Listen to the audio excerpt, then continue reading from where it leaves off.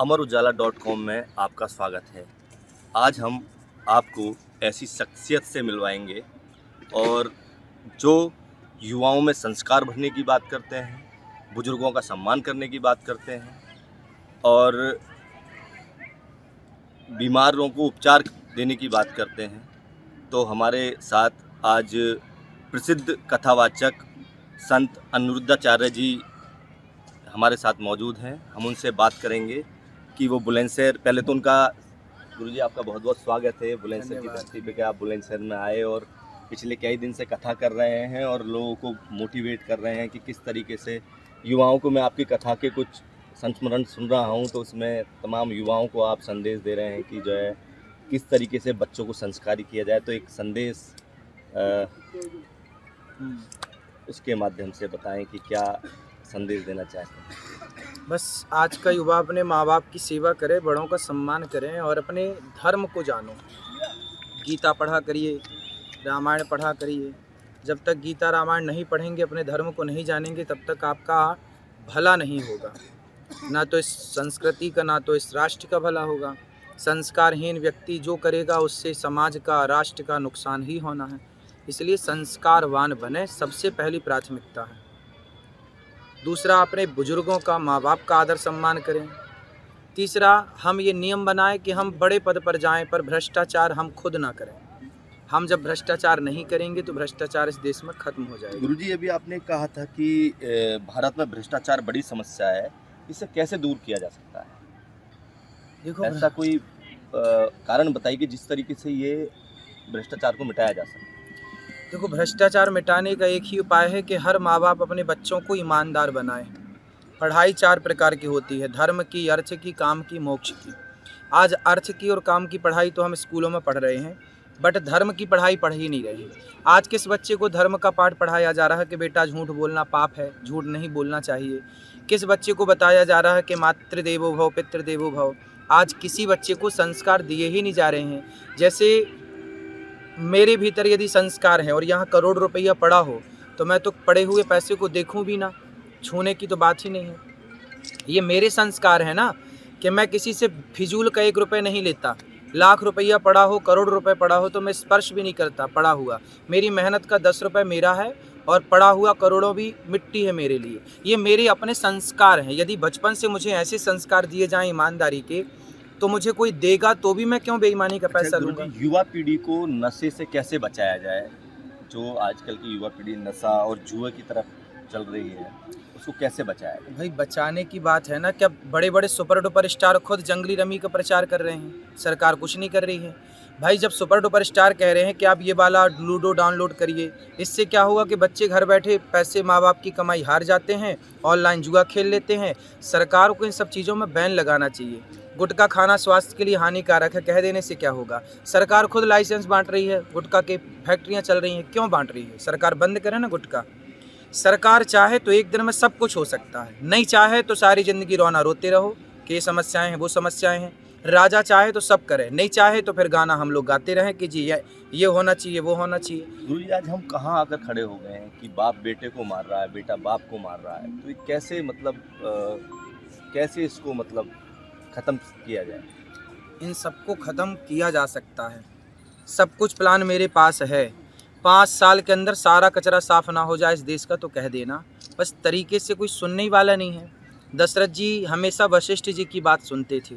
आजकल हमारे राजा संतों की बात सुन ही नहीं रहे हैं। तो फिर जब सुन ही नहीं रहे हैं तो फिर मनमाना तो चलेगा। अब आज भारत में जितने भी सरकार को गाइड करने वाले लोग हैं, IPS हैं, IAS हैं, जो बड़े बड़े पद पर बैठे हैं, वो सब कौन लोग हैं? मैकाले की शिक्षा से पढ़े हुए लोग हैं। मैकाले अंग्रेज था एक, अंग्रेज ने भारत में आकर के शिक्षा प्रणाली लागू की। हम मैकाले की शिक्षा प्रणाली क्यों पढ़ें? हम अपने भारतीय शिक्षा प्रणाली क्यों ना पढ़ें? हम वेदों को क्यों ना पढ़ें? हम उपनिषदों को क्यों ना पढ़ें? क्या हमारे यहाँ साइंस की कमी थी? हमारे यहाँ से ना मेडिकल साइंस निकला है, हमारे यहाँ से ना आयुर्वेद निकला है जी। हमारे यहाँ से ना नल नील ने इतना बड़ा सेतु बनाया बिना कॉलम का, इतने बड़े बड़े स्ट्रक्चर खड़े हैं इस देश में। कितना कुछ हमारे देश की संस्कृति ने हमें दिया है, लेकिन अब सरकार ध्यान ही नहीं दे रही है। आपने कहा कि किस तरह बच्चों को संस्कारवान बनाया जाए।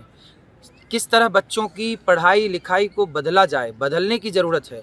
मैकाले की शिक्षा को समाप्त किया जाए और भारतीय शिक्षा प्रणाली से हमारे यहाँ एक गणित है, नाम सुना होगा आपने, उस गणित का नाम है वैदिक गणित। जी। अब बताइए किस स्कूल में वैदिक गणित पढ़ाई जा रही है? जी। हम अपनी गणित पढ़ नहीं रहे हैं, हम दूसरों की गणित पढ़ रहे हैं।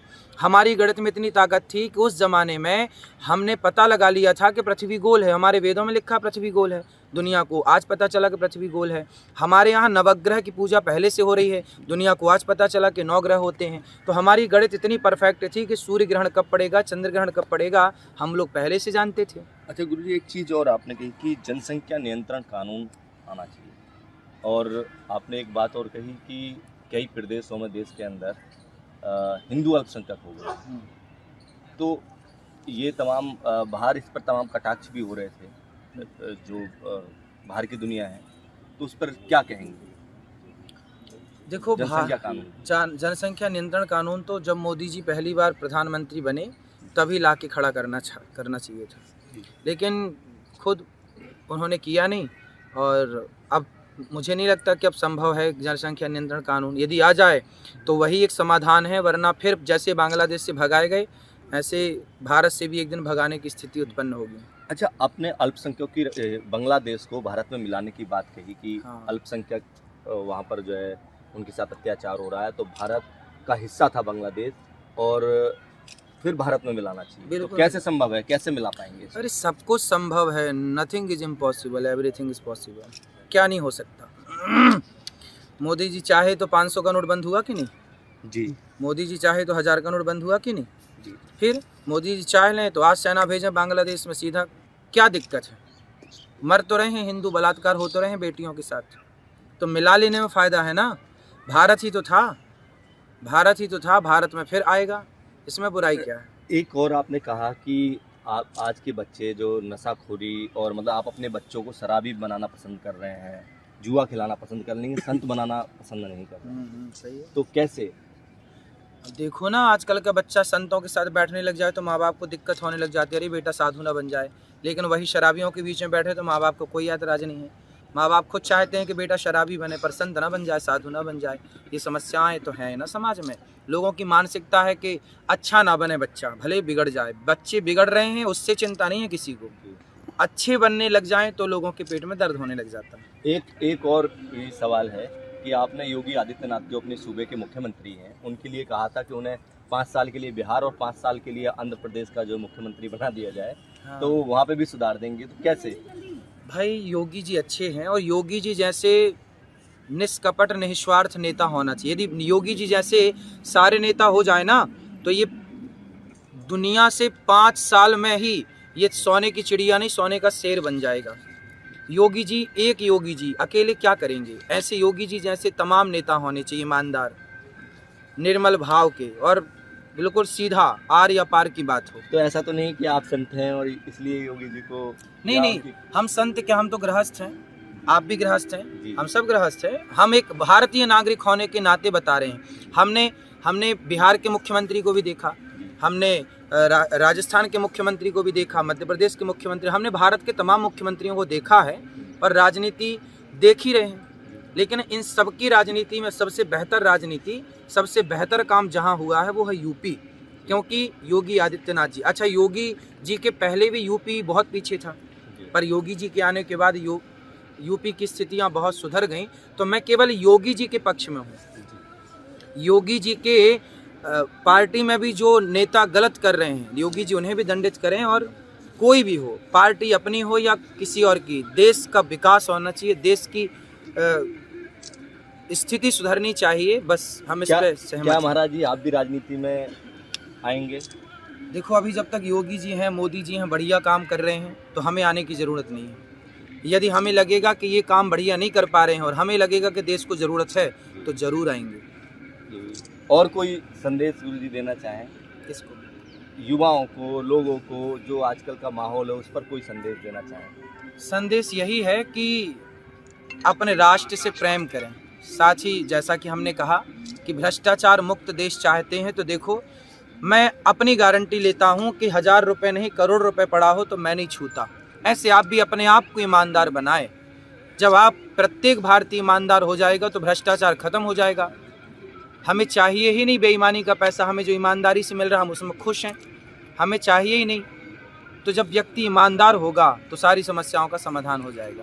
अनिरुद्धाचार्य जी से हमने कई विषयों पर बात की और उन्होंने बहुत ही अच्छे तरीके से हर प्रश्न का जवाब दिया। मैं राहुल सक्सेना, बुलंदशहर। अगर आप ये वीडियो YouTube पर देख रहे हैं तो हमारे चैनल को सब्सक्राइब करें और बेल आइकन को दबाना ना भूलें। अगर आप Facebook पर ये वीडियो देख रहे हैं तो हमारे पेज को लाइक करें।